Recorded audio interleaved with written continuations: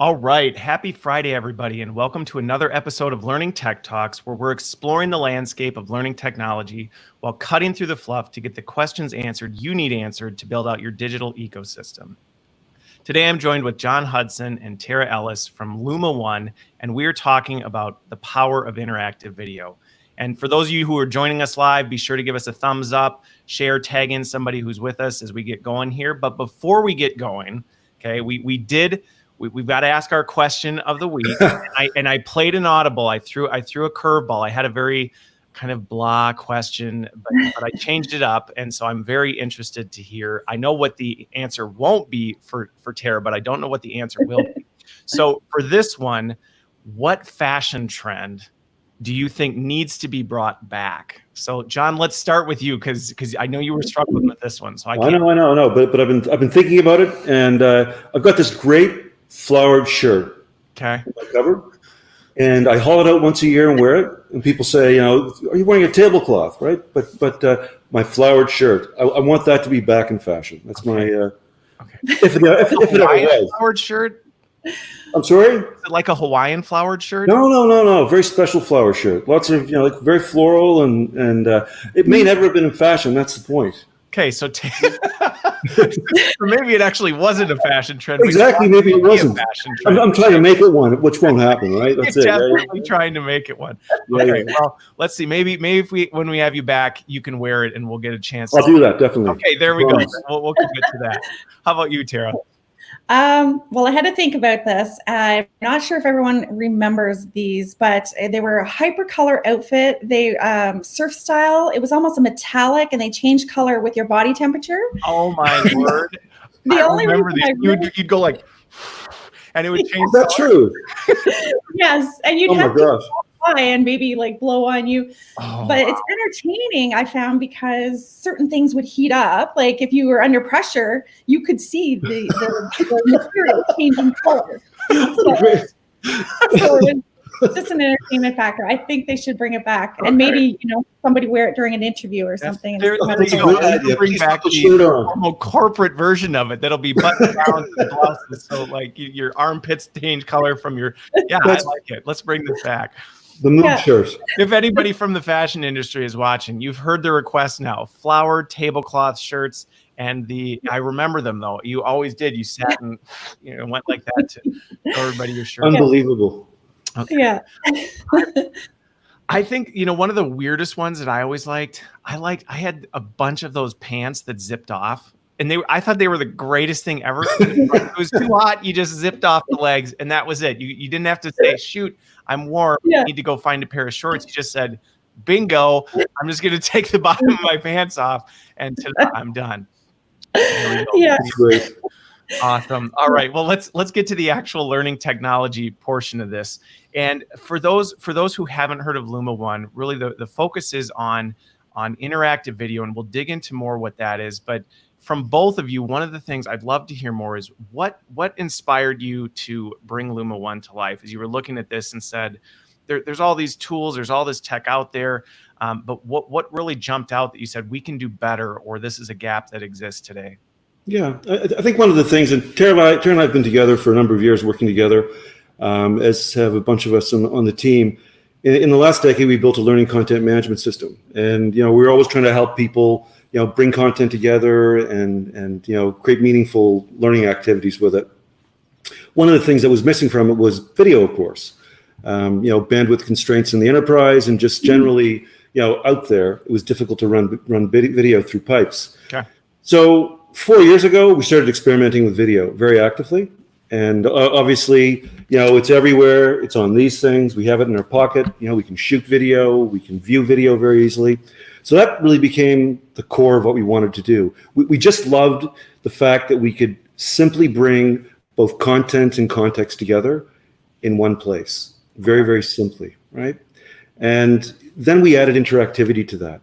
So taking our experience, over a bunch of years, actually being able to bring that interactive experience to video made it that much more powerful. We all understand the value of interactivity, what it does to help create memorability and help people gain knowledge. So bringing those two things together, has really been our absolute focus. And it's really created some meaningful results for a lot of businesses and organizations that we've been working with. Okay. All right. Tara?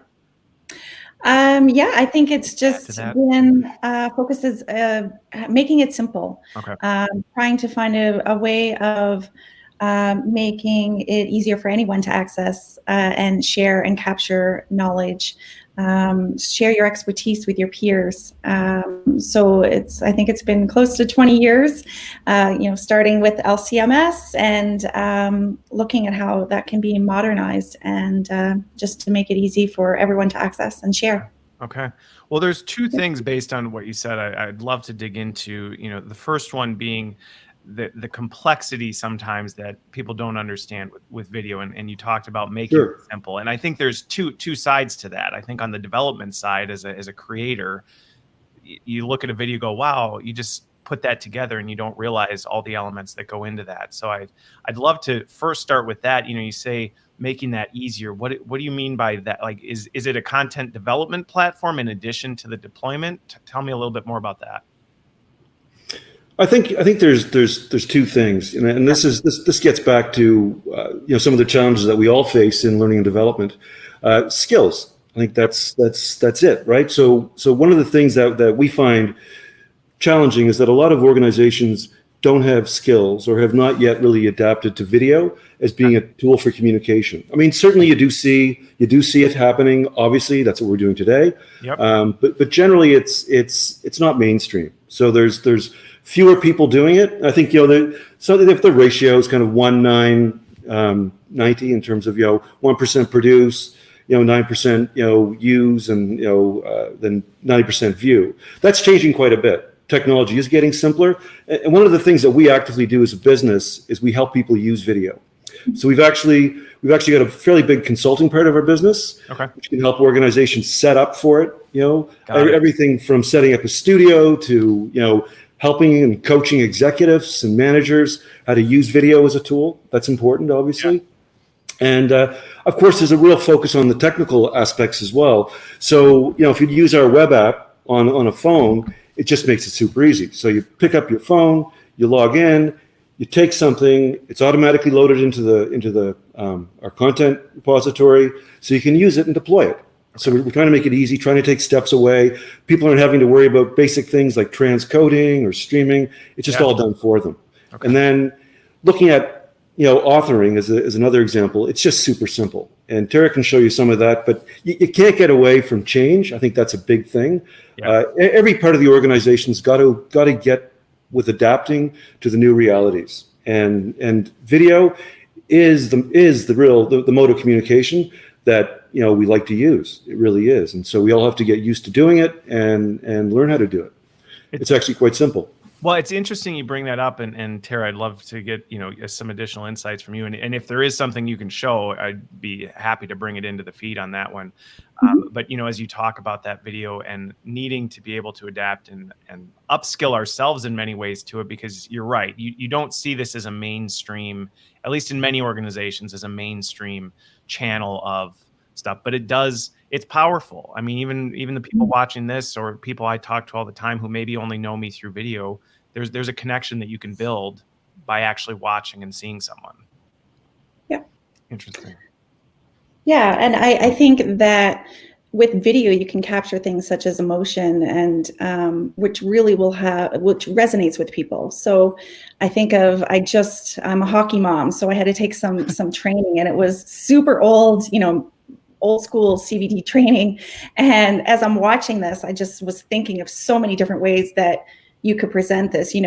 It's talking about parents and you're yelling at their kids on the screen. Well, a video, and you could show that emotion of how it impacts a child, or you could simply, take out your smartphone and ask a kid, how do you feel when parents are yelling while you're playing hockey or whatever sport, and listening to them. And that would just resonate. It would just have such a bigger impact than me clicking through basic kind of PowerPoint style information. So. Yeah.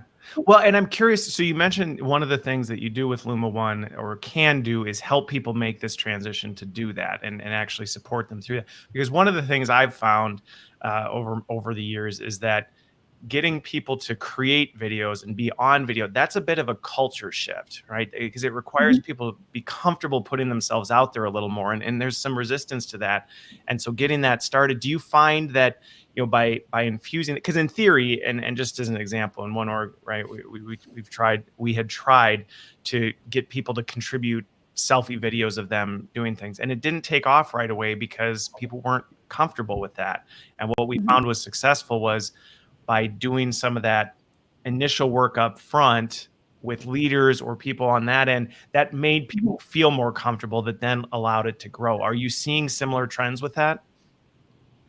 Yeah, that's what it's all about. I think we make a really significant effort up front. We spend a lot of time with customers, helping them, you know, get into it, you know, shooting content if that's something that we need to help them with as well. You know, we can facilitate that, but that's a big part of it. It's change. That's what it is, and it's always important that it comes from the top down as well. That helps a lot, you know, in terms of helping teams adopt and start to use new technology. Okay. Yeah. So the other one I wanted to, well, so here's the other one, and then I'll dig into the third. Is we talked about video, and one of the things we talked about before we came live is the reality that in some cases, video can be very limiting to certain regions where high-speed internet, broadband is commonplace, and that's not always a luxury everyone's afforded. How are you, and you can just reshare for everyone else, Sure, how are you tackling that? So one of the interesting things, obviously, that does come up. I mean, there's a lot of organizations that operate in remote parts of the world. You know, military being one, of course. But one of the things that we've done, we've been working with a charity in Zimbabwe. It's actually a medically focused charity, and you know the bandwidth going into the rural area that we're working in is very, very limited. Okay. And of course, the actual cell network, the signals are very limited as well. You know, there's a lot of congestion. So what we've actually done is we're packing our product really into an appliance so it will run locally.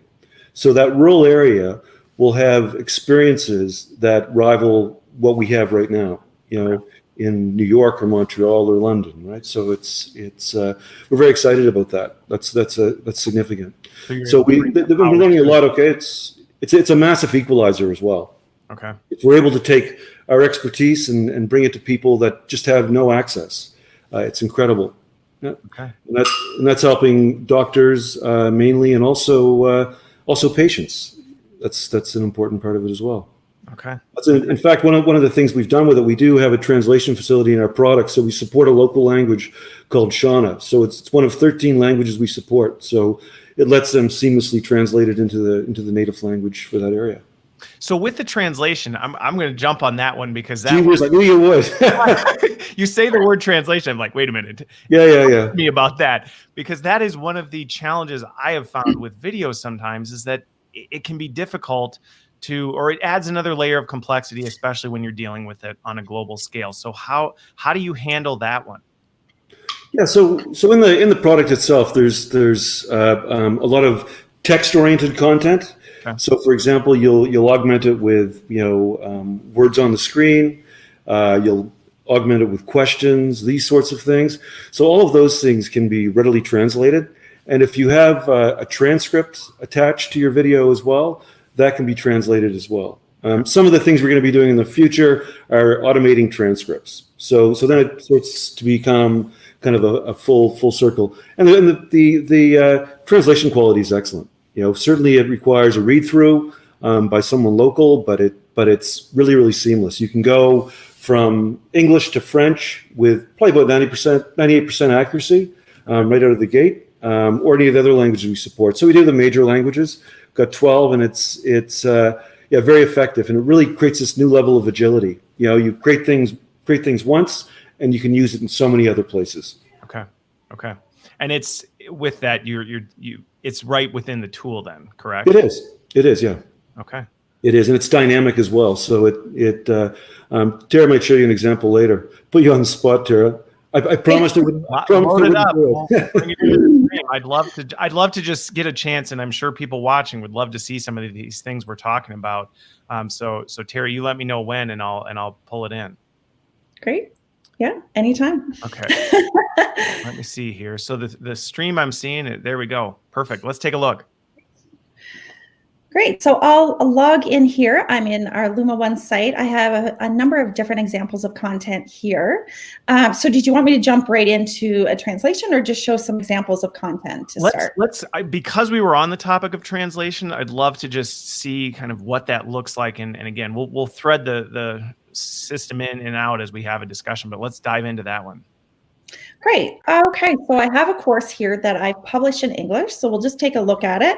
I've added, there's no narration or audio to this course, which lends itself nicely to translation because all of the text is on screen using our system. Okay. And see a few, I'll just pop through so you can see a few examples of text. And then what I will do is go to translate the content. So I will search for my espresso video,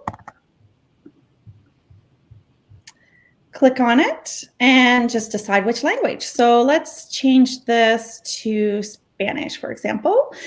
Click translate. And then I will go into view all of my existing content, and I will look at updated at.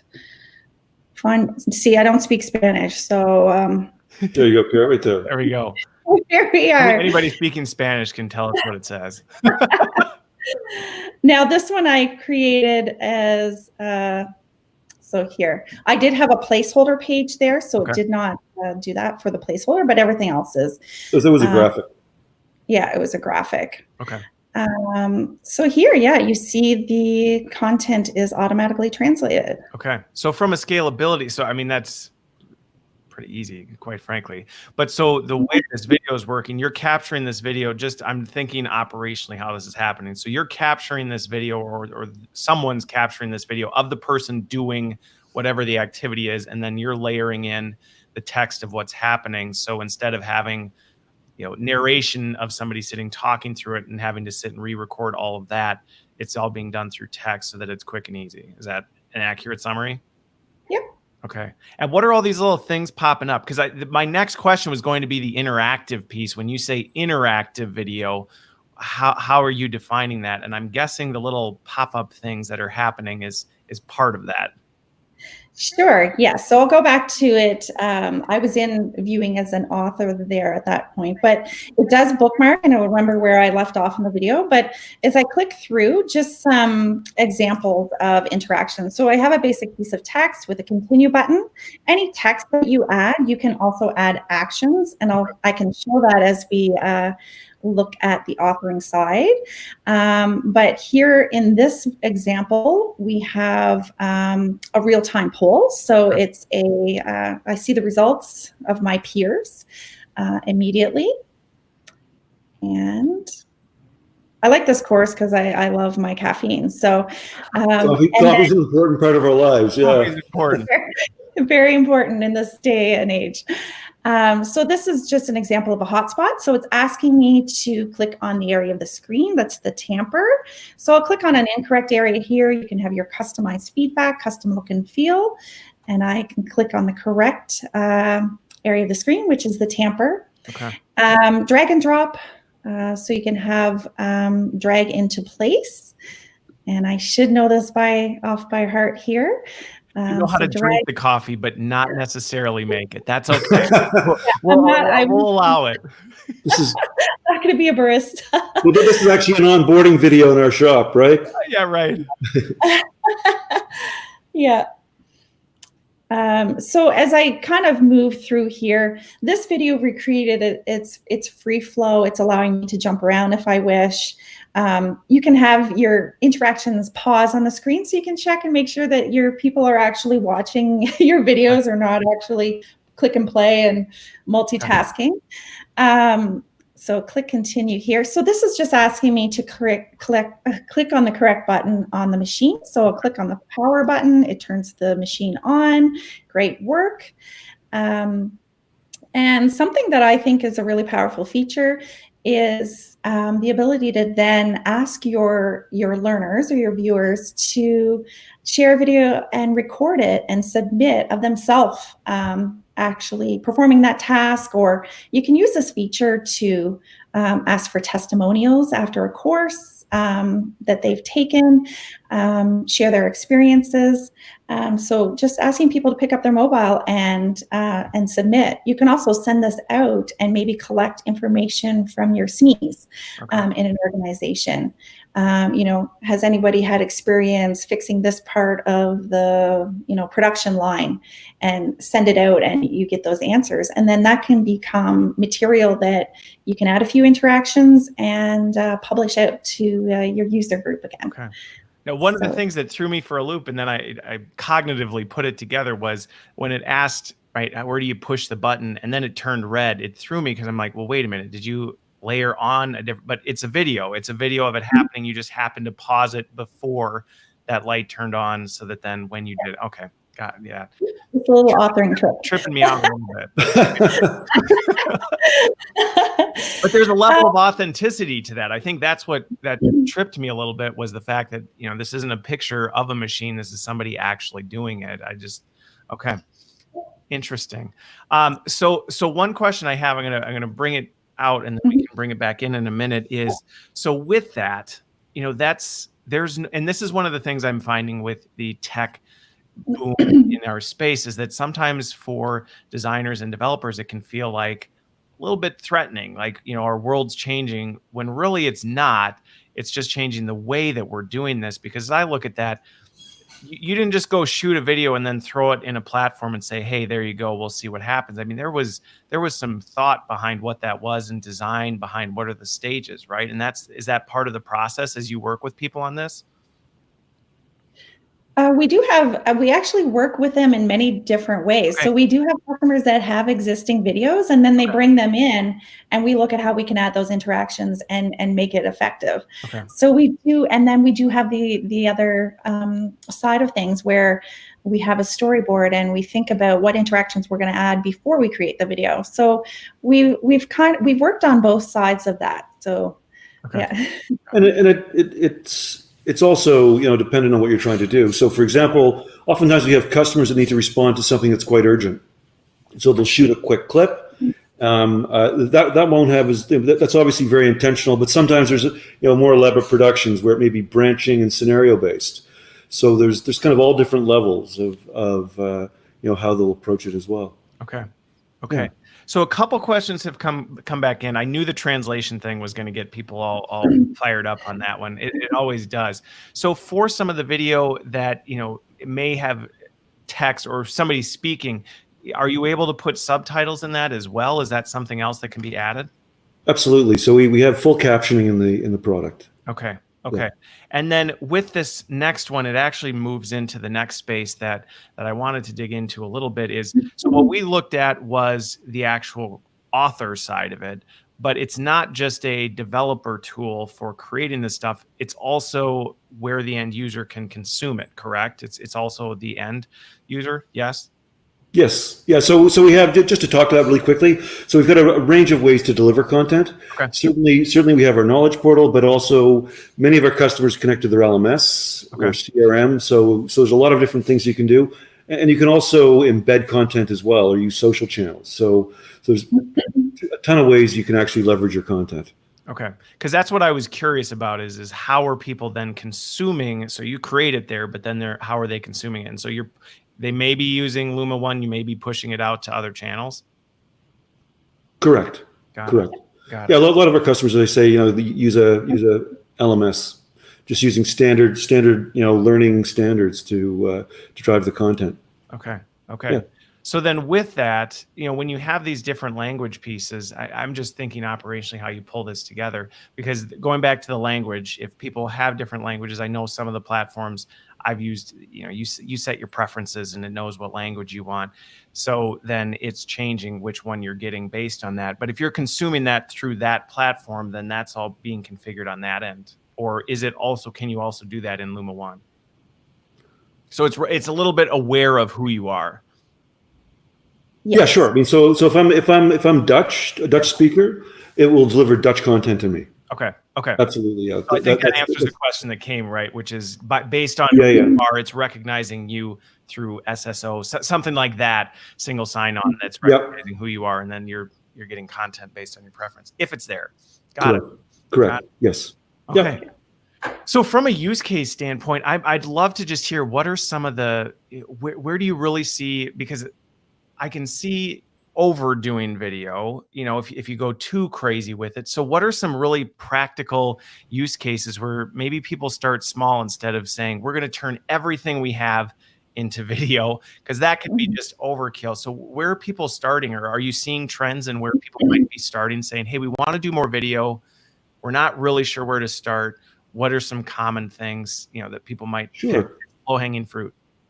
Yes, that's a great question. So we see a lot of different things, Tara. So we see a lot of greenfield opportunities. So, for example, a couple of the sectors that we spend a lot of time in are healthcare and manufacturing, and we actually see a lot of organizations in those two areas that really aren't very digital at all. Okay. Certainly from a learning content perspective. So really. What we do is we go in and we think it's a really transformative experience, going from something that's largely analog or paper based, right, to something that's fully digital. Yeah. So some amazing results, and it's a big cultural change as well. Yeah. So that's it's challenging. I'm not going to not emphasize that, but definitely starting small is a simple thing to do. And organizations oftentimes will do that. So they'll take an initiative, and they'll use our platform for that, and they'll pipe it through their LMS, and slowly build more. So we see it all over the place, video is certainly the way a lot of people like to consume content. So there's obviously pressure to do it, but we think we offer a fairly safe and simple way to onboard to it. So yeah. Okay. Anything to add on that one, Tara? Anything specific you see out there? Well, I've seen, like, we have gone into organizations, and we've taken our team and we help them to get started. We've done all of that front end work for them, and we've helped produce a number of videos that are done professionally, and then given them the skills just to capture as needed. So an example is a manufacturing plant, and we did a first few initial videos, and they've gone in and have captured, a huge amount of content since then, and they've really done exceptional work. Just capturing things such as when something goes wrong on the production line. They'd have pull out a device and capture it, and they add a few interactions, and it's there. So it's interesting to see how people really do adopt. Yeah, I mean, looking at the example you shared, my head's spinning around, right? That to me seems like just such a natural use of this type of technology, of these like how-to. It's why and I hate everybody out, the YouTube, right? But it's a good analogy here, where it's like people are trying to figure out, how do you do this thing?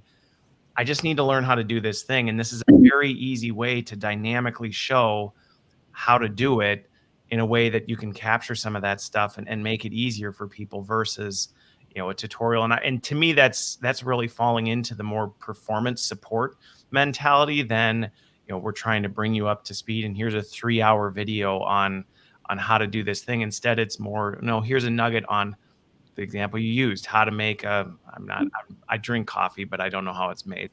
Some sort of fancy coffee drink, and it's just a tutorial on it. Yep. Have you had somebody asked a question, I'm curious, and maybe you can't share who exactly, but have you had a really interesting example where you're like, wow, this is a really unique topic to go through this? Is there one that jumps to mind? I'm actually curious about to whoever asked that one. That's a great question. You think about it. Yeah. If one pops to mind, let me know on this.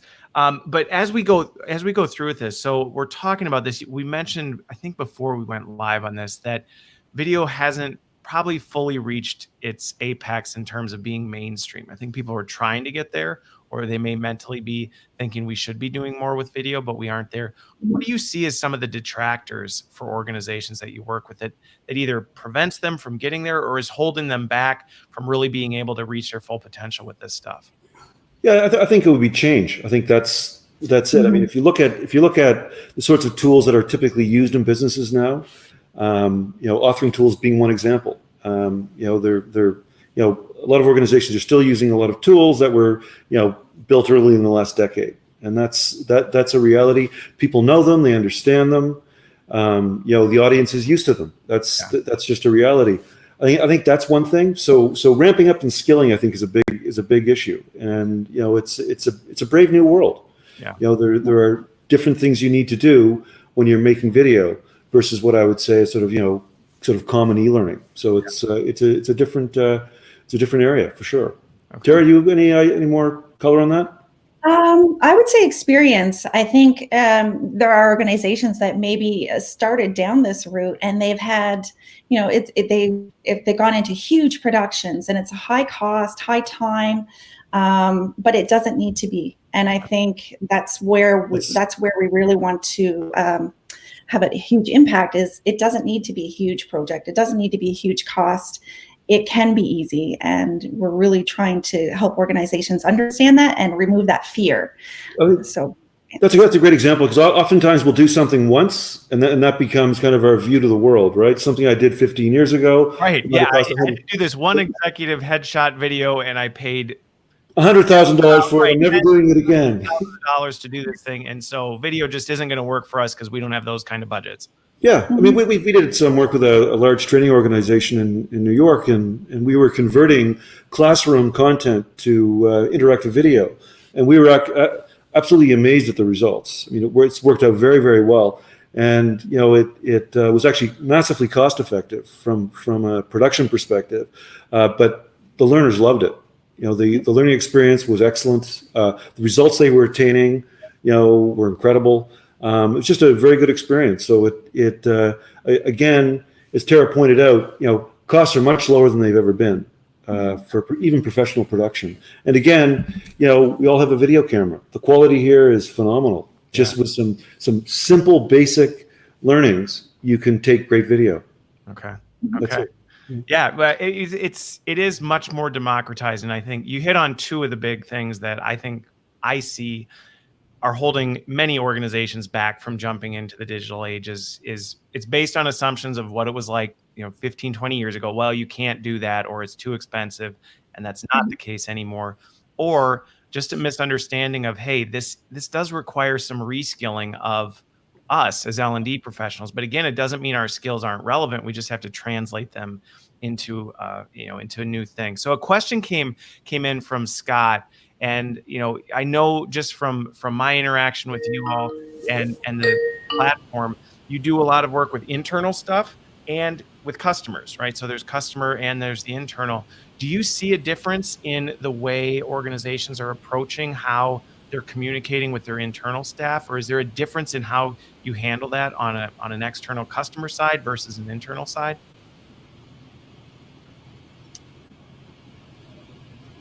I can jump in. Yeah. No, I was waiting for you to do that, Tara.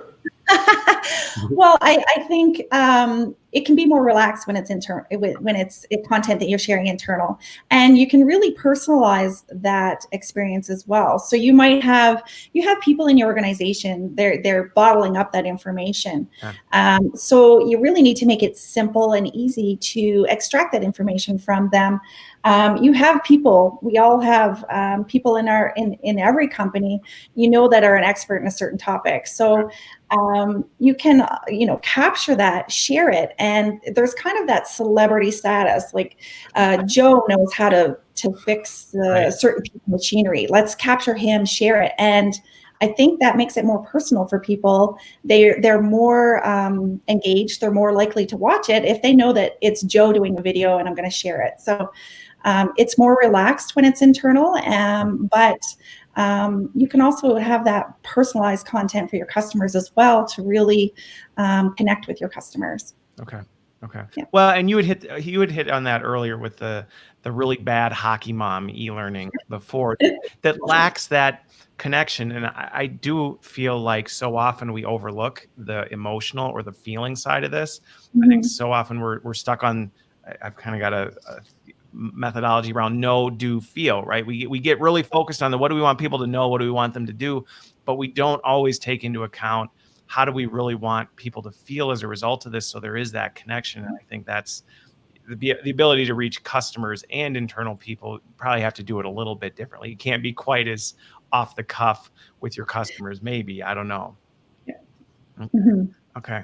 So we talked about this upskilling thing, and so some questions are coming in about this.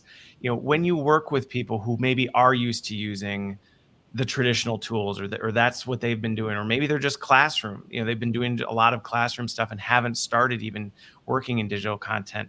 How easy do you find it working with people to then upskill them, and do you find adoption moves pretty quickly? Talk to me a little bit about that. From the adoption side, I think of probably the most challenging might be when you come into some of our clients in manufacturing. They may not have any precedent for learning within their organization. So you're going in, and it's a lot of coaching that we might offer upfront. And then we have to really look at their users. People are everyone has a smartphone. They are on Facebook, TikTok and Snapchat, all of those different apps where they're capturing and sharing videos. So really trying to just make it easy. They always have access to pop it into LumaOne, and it goes to someone and they can review it. So, and also taking away that fear. Okay. You may not think what you have, your knowledge is valuable to others, but actually it is. So bring it in, and someone will validate that for you using our system and share it. From a workflow, then, just so is that, and again, there may be different ways you handle this, but from a workflow standpoint, I'm just kind of breaking this down. So from an upskill standpoint, it sounds like if you're working with your SMEs, it's a relatively low upskill capacity, at least from a technology standpoint, because capturing video is pretty standard for people. They know how to do it. They record their kids or themselves doing stuff normally. Now they're just doing it through your app. But with that, then there's the whole helping. You probably have to work with the SMEs, and I think this is just a natural part on how do you create an instructional video? Like, how do you actually articulate that? Then that's not a technology upskill. That's a understanding how to do that. So from there, then that's pushing over to the curation team or the L&D team. And then, are you finding that if they're used to maybe doing typical video editing type stuff, it's a pretty easy jump for them to go, oh, okay, this is how the tool works? I mean, I guess we got a little bit of a chance to see it. I guess we could maybe pull up the authoring side if that's sure. Sure, I can jump in. I will actually show you. I'll click on a new video here. Let's load one in and add a few interactions. So it is quite easy. It is, I think with our training, in less than an hour, we could have people up and running and knowing how to create all of the different interactions types. So it is a rich authoring tool set, as you can see up here. There's lots of different questions, interactions that we can add. We can add branching and have adaptive capabilities and prescriptive capabilities that you can build in. But it is quite easy. So I've pulled in just a sample video here, and I can stop at any point, and let's add a few interactions. So I'll add, let's look for a logo. I will add our LumaOne logo in here. So save it, and you see it pops onto the screen, drag it into place. Okay. And then I can resize just by grabbing the corner here. And then if I want to double click, I can set the time. So this is a logo. I might want it to appear the entirety of the video. So just indicate. So you don't have to sit and hit pause, play to try and figure out exactly where it is. You actually can do that through there as well. Yeah, so I have this pretty much going through the entirety of the video, this logo here. And I can move around or press play and then pick a point where I might want to add a polling question. So I'll add one in here. I know that we've been talking about caffeine, so I'll use that as an example. This microscope is inspecting this latte at a level. we are really getting into the coffee. We are. We're analyzing it. Let me think. Dunkin' Donuts. I'm trying to think of different ones here. Don't mind my spelling. So I'm creating a real-time poll, and I can click Save, Close, drag it into place. And maybe I want to add a piece of text near the end. So it's thank you for viewing my course. So you can set templates and defaults all up front so that it's easy for authors. It's I've created content. It all has a certain look and feel. It looks professional, if it can match my corporate look and feel. I can also add actions to almost all of my content here. So this is a plain piece of text I've added, but maybe let's make this, I could jump it to another video. So allowing you want to do some branching, or you want to do actions associated with it, you can. Yeah, so I'm going to have this actually exit the video at this point. So I'm not even going to go through the rest. Once they hit this mark, the video will exit. Okay. So I'm going to save it. And then here's where John had talked previously about being able to share to almost 10 different ways you can share this content. Okay. I will share it to our portal, to our onboarding. So click save, and then we can take a look at it. Okay, so I was seeing the way you package it. You have you could package it as a SCORM package. You could push it out to social. Absolutely. So really, it's flexible in terms of where it works. Okay, so and then it's pausing and asking you to do this stuff. Yeah. So then my logo's on there the entirety of the screen, and then it will exit. So. Okay. Okay. So in terms of the fact, I'm just going to kind of jump in on this because I've been involved in these workflows many times.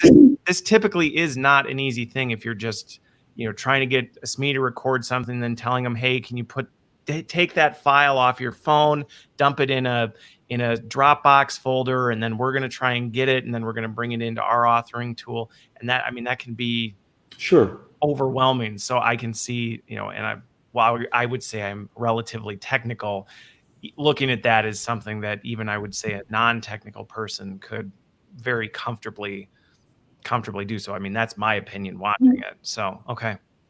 Yeah, well, I think one of the important things you hit on too is, if the SME picks up their phone, opens our web app, takes it through the web app, it's in that list of content that Tara showed you automatically. So you just click on the video and you augment it with whatever interactivity you want to add, and then distribute it. It's quite simple.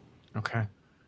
And then I think one of the big things with this whole approach is you're leveraging because one of the comments that came in is it can feel overwhelming for learning and development to create all that content, to try and create all that content. And it's true. That's a mindset shift in saying, what, we as L&D don't need to create all the content. It's not our responsibility to create everything. Let's leverage the power of the people actually doing the work to create this stuff. And I think I had an interesting conversation with someone the other day, and we were talking about learning in the flow of work and how often we create learning that has nothing to do with the work because we don't really know what the work is, and being able to capture that from people doing it is a powerful piece. Interesting. Any other? So here's the other one I want to dig into, because we're getting close to time.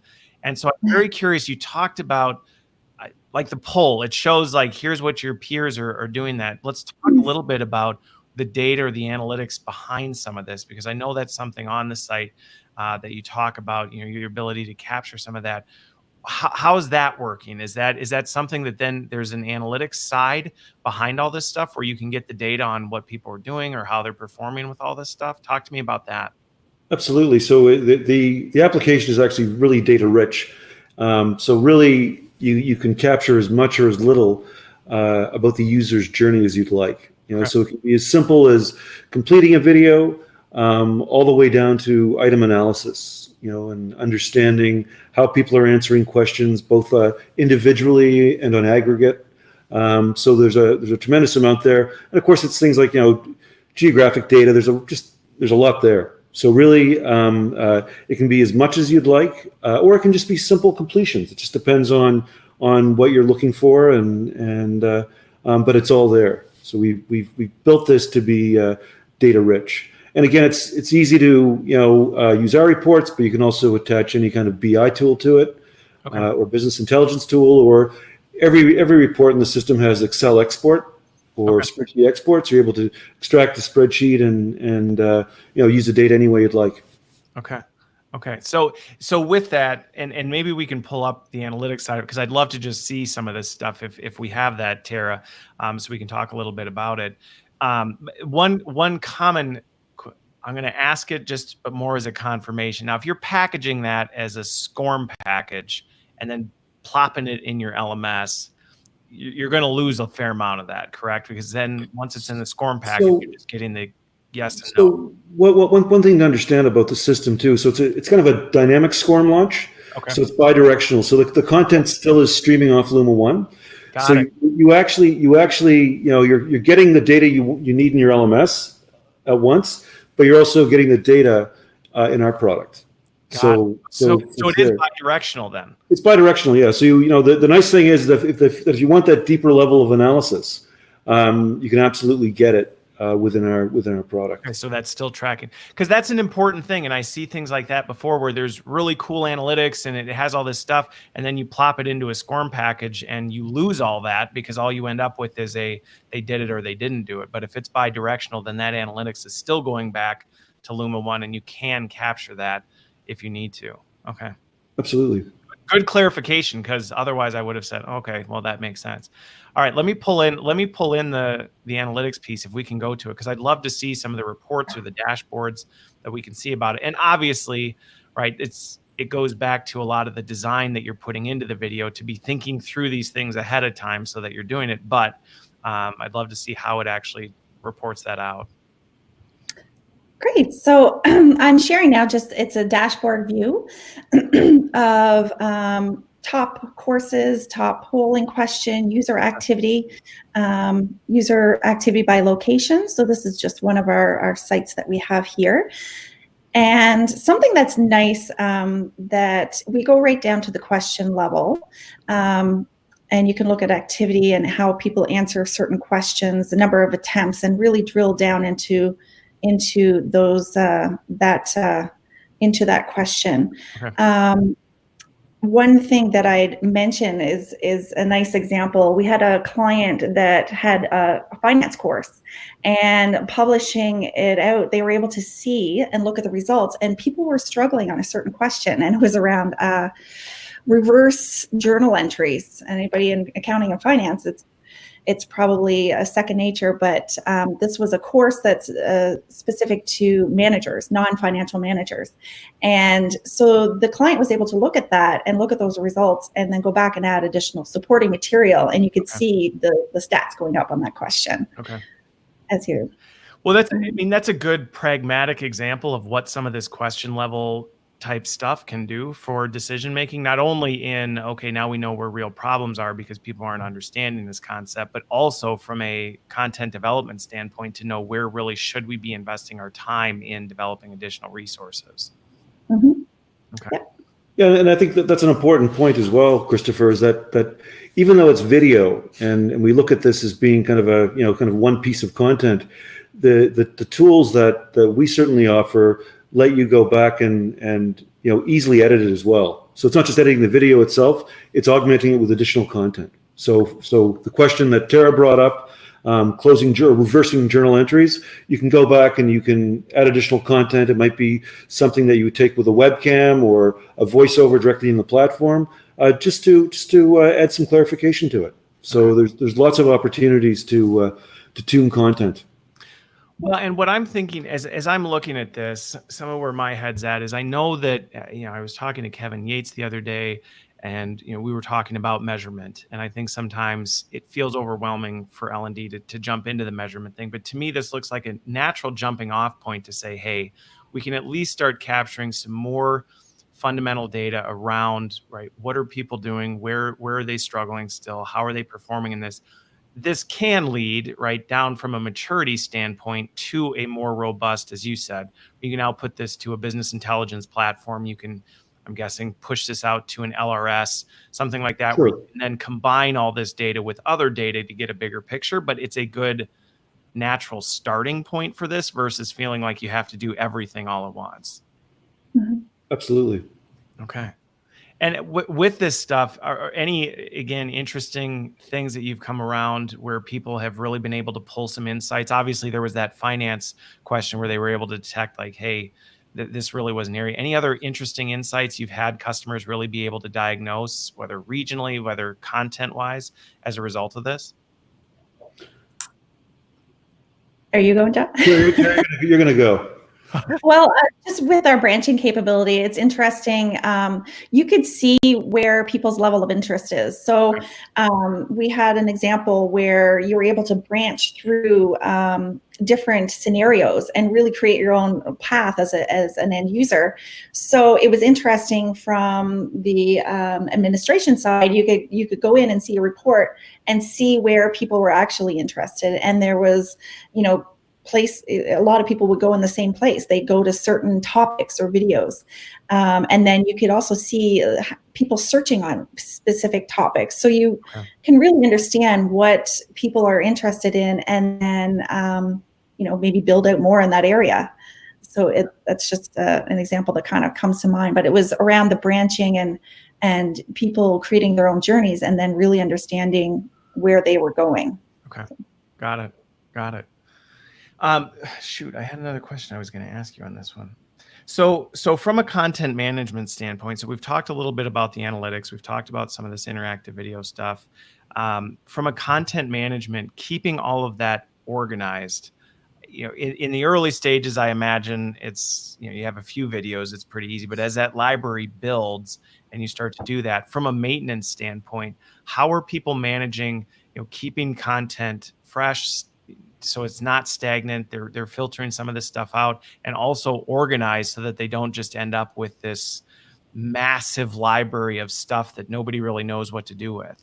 Sure. So reuse is a big part of what we have. And maybe Terry, you could just show a quick example of that. Yep, I will. I can go back into that video that I just created. So I'll jump in here. And if I wanted to reuse an existing, let's say reuse an existing image, so just search for my list.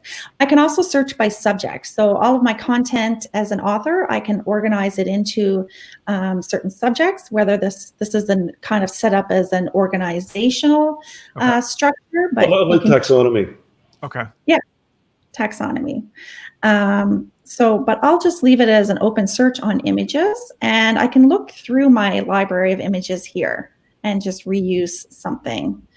So I'll bring in. You can have your taxonomy, but if for some reason you can't find it using that because somebody put the wrong tag on it or something like that, you're still able to then pull up what's available. Yeah. Absolutely. So okay. I'll bring in the we have an image of Gates and Steve Jobs. Bring that in. The analogy is getting really trippy right now.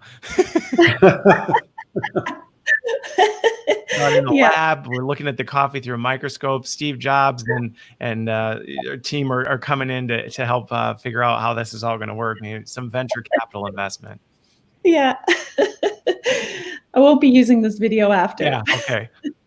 Okay. So that's where, Tara, at the beginning, you said you had some background in LCMS piece. That's you can see really the underpinnings of an LCMS behind this from a managing all of these raw materials that go into any of these videos you're creating. So instead of having shared drives or external hard drives, thumb drives, where all this stuff is sitting, it's not only solving the problem of creating this, but you're also solving that problem of managing all of the content that goes into it, if I'm seeing it correctly. Yeah, and it can be as rigorous as you need. So you can set it up to be, have your taxonomy and have a practice where people are storing things against that taxonomy. But if you have users that don't use that, you can still use the system. It's not a requirement unless you want it to be. Okay. Everything you add is tagged as well, so you search and reuse. So you can have a resource library of things that you will use in a multitude of videos, like logos and buttons and those sorts of things. Okay. So, yeah. So the last question I have, and then we're coming up on time, is I'm just from when you're seeing organizations that are leveraging this or tapping into this, are you finding people are kind of sunsetting the way they've done things and completely moving over to this from a content standpoint? Are they using it as an augmentation? How are people leveraging that in that bigger ecosystem of content and resources that they're creating? It's really a mix and match. Okay. Certainly, video I think is in the forefront of many people's minds these days, and I think it's where we want to go. Obviously, I think a lot of us for sure.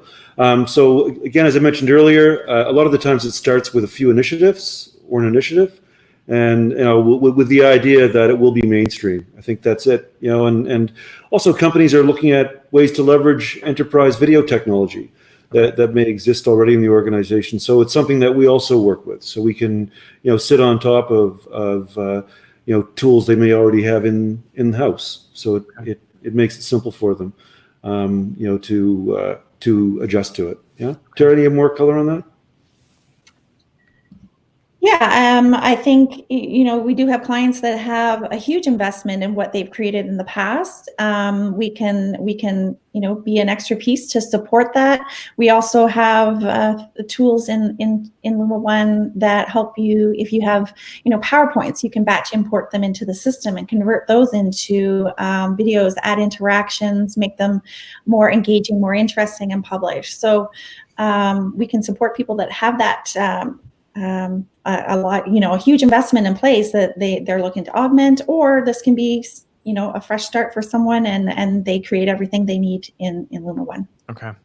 Well, yeah, I have, and just having been all over the place in terms of, different organizations from different sizes, everybody's in a different step in their journey. So some may be massive global organizations that have huge libraries of stuff that they're already using or ways of doing it. And I can see where that could feel overwhelming to say, oh, we can't just move everything over all at once, where it sounds like some of these other customers maybe somebody that doesn't have this stuff or is just starting to tread into this and saying, hey, we need something that can help us. And that's where the fact that it has the workflow, it has the content management, it has the video capability and the content development deployment. I mean, it really is a full suite if you chose to use it that way. And it sounds like not everybody is using it that way, but from a capability standpoint, you could.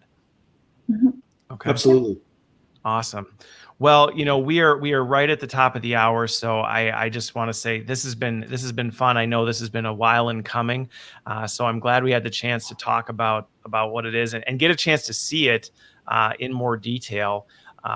Through and through. I know there are loads of questions that came through, and I think we had a chance to answer them all. But for those of you watching who maybe had a question that didn't get answered, feel free to continue commenting, and the team here will continue looking at that and getting those questions answered. But I just want to say thanks so much for being here for another episode of this. It was great chatting with you. Any final kind of comments, things before we go? I think definitely from our point of view, no question about it. If you're not using video, it's a journey that should be started. And there are a lot of organizations out there to help you.